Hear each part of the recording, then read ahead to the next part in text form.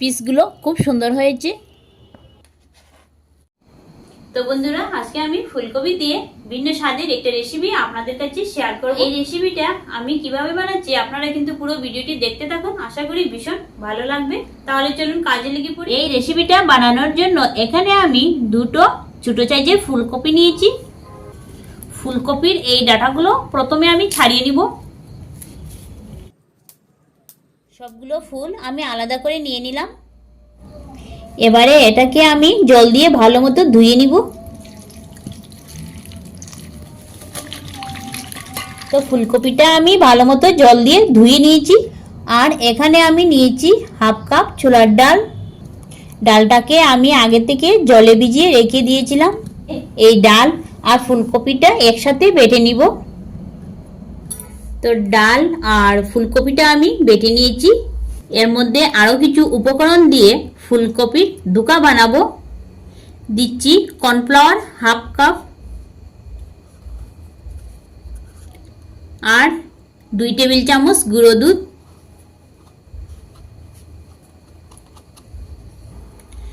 স্বাদ মতো নুনটা দিয়ে দিচ্ছি। তো উপকরণগুলো দিয়ে দিলাম। এবারে ভালো মতো মিশিয়ে নিব। এই দুকাটা কিন্তু সম্পূর্ণ আলাদাভাবে আমি বানাচ্ছি।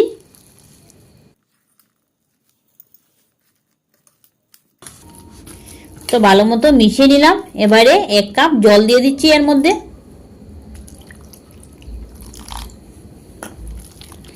ঘন করে একটা ব্যাটার গুলে নিব। তো ব্যাটারটা ভালো মতো ফেটিয়ে নিয়েছি। এই থালার মধ্যে সাদা তেল ব্রাশ করে নিব।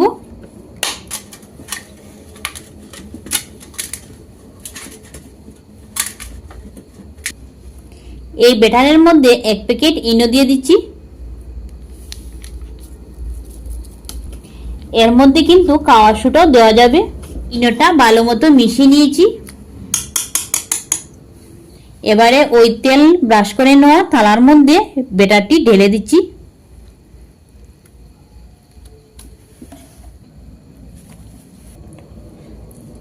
তো চারদিকটা সমান করে নিচ্ছি।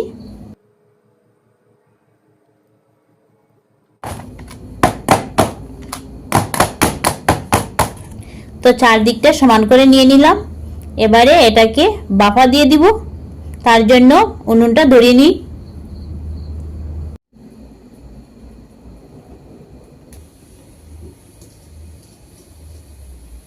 কড়াইয়ের মধ্যে পরিমাণ মতো জল দিয়ে দিচ্ছি। ব্যাটারের থালাটি কড়াইয়ের মধ্যে বসিয়ে দিচ্ছি। চাপা দিয়ে দিচ্ছি। এটি বাফা হতে পুরো 10 মিনিট সময় লাগবে, তারপর ফিরে আসছি। তো 10 মিনিট পর এখন আমি চাপাটা সরিয়ে নিব।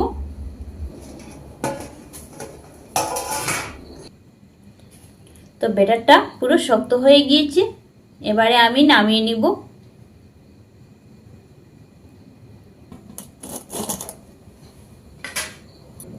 তো নামিয়ে নিলাম। ঠান্ডা হওয়ার পর এটাকে পিস পিস করে কেটে নিব। তো ঠান্ডা হওয়ার পর চারদিকটা সমানভাবে কেটে নিচ্ছি।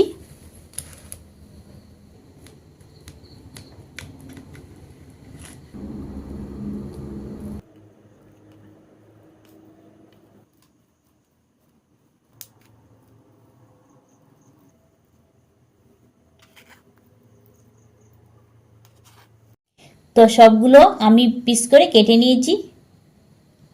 কেটে নিলাম। আর দেখুন বন্ধুরা, পিসগুলো কত সুন্দর হয়েছে।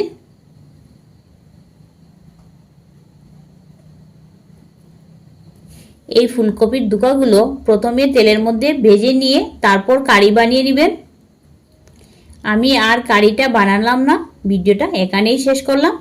তো বন্ধুরা, আমি আর কারিটা বানালাম না, কারণ ভিডিওটা অনেক লম্বা হয়ে যাবে। আর বন্ধুরা, একটুখানি ভালোবাসা দিয়ে আমাদের পাশে থাকবেন। ধন্যবাদ।